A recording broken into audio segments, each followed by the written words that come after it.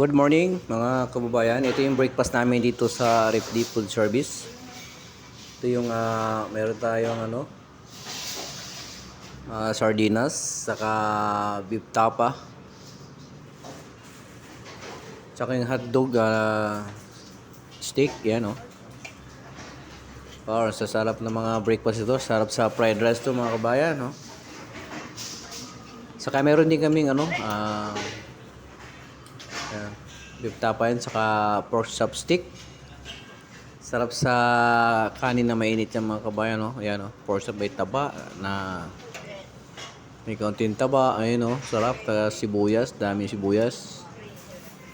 Saka meron kaming chicken adobo. Siyempre, hindi mawala dito yan dahil request ng mga customer yan, mga kabayan. Fried rice, siyempre.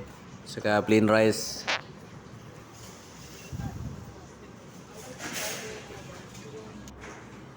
Saka meron na kaming fried banana, saka nilagang itlog at saka fried egg, mga kabayan.